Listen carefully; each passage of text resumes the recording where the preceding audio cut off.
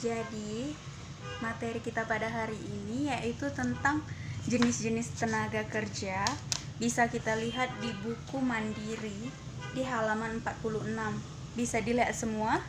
Bisa, Bu. Jadi, jika mendengar kata tenaga kerja, apa sih yang terlintas di dalam pikiran kalian? Apa sih menurut kalian tentang tenaga kerja itu? Saya, Bu. Jadi, tenaga kerja adalah orang yang bekerja untuk memenuhi kebutuhannya. Ya, benar sekali ya yang dikatakan oleh teman kalian. Jadi, tenaga kerja itu adalah setiap orang yang mampu melakukan pekerjaan guna menghasilkan barang atau jasa untuk memenuhi kebutuhan hidupnya atau kebutuhan masyarakat. Selanjutnya di sini kita akan membahas tentang jenis-jenis tenaga kerja. Jenis-jenis tenaga kerja ini dapat dibagi menjadi beberapa jenis. Di buku kalian ini hanya ditulis 2 ya, berdasarkan sifatnya dan berdasarkan keahliannya. Nanti ibu tambah 1 berdasarkan hubungannya dengan faktor produksi. Yang pertama yaitu berdasarkan sifatnya. Berdasarkan sifatnya, tenaga kerja dibedakan menjadi 2, yaitu tenaga kerja jasmani dan tenaga kerja rohani. Yang pertama yaitu tenaga kerja jasmani. Tenaga kerja jasmani atau bisa juga disebut sebagai tenaga kerja fisik merupakan tenaga kerja yang dalam kegiatannya lebih banyak mengandalkan fisik dalam proses produksi. Contohnya itu seperti pekerja bangunan, penyapu jalanan. Yang kedua yaitu tenaga kerja rohani atau bisa kita sebut sebagai tenaga kerja non-fisik, merupakan tenaga kerja yang dalam kegiatannya lebih banyak menggunakan pemikiran, gagasan, ide, seperti itu. Contohnya itu seperti direktur, manajer, dan konsultan. Konsultan masuk ke dalam tenaga kerja rohani. Yang kedua yaitu berdasarkan keahliannya. Berdasarkan keahliannya, tenaga kerja ini dibedakan menjadi 3, yaitu tenaga kerja terlatih, tenaga kerja terdidik, dan tenaga kerja tidak terlatih dan tidak terdidik.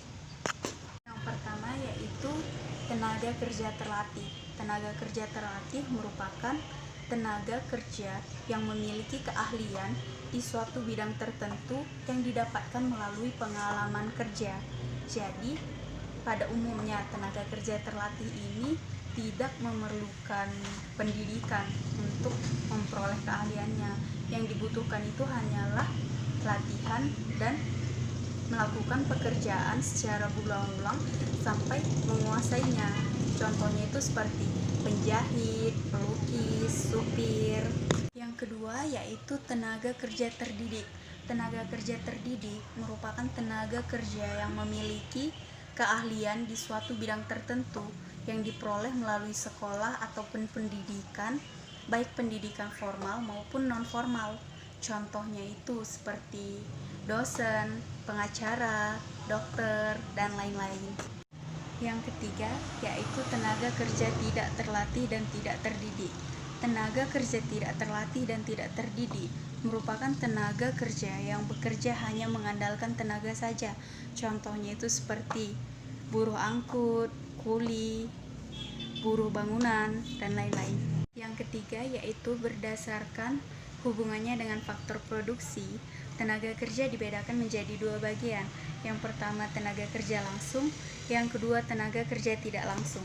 Yang pertama yaitu tenaga kerja langsung.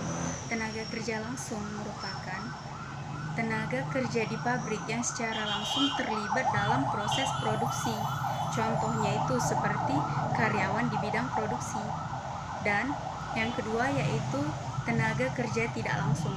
Tenaga kerja tidak langsung ini kebalikan dari tenaga kerja langsung tadi, yaitu merupakan tenaga kerja di pabrik yang tidak secara langsung terlibat dalam proses produksi.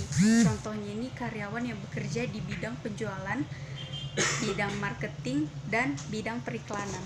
Jadi, saya sebagai seorang guru termasuk ke dalam jenis tenaga kerja yang mana? Tenaga kerja terdidik, Bu. Ya, benar sekali bahwa seorang guru itu masuk ke dalam jenis tenaga kerja terdidik. Kalian ini mau masuk ke dalam jenis tenaga kerja yang mana? Saya mau masuk tenaga kerja terdidik karena saya mau menjadi dokter. Ya, bagus sekali ya Yerina mau menjadi seorang dokter. Jadi itu termasuk ke dalam tenaga kerja terdidik. Ada pertanyaan mengenai tentang materi jenis-jenis tenaga kerja ini? Tidak, Bu. Oke, jika tidak ada pertanyaan, sekian materi kita pada hari ini tentang jenis-jenis tenaga kerja. Sampai bertemu minggu depan. Terima kasih.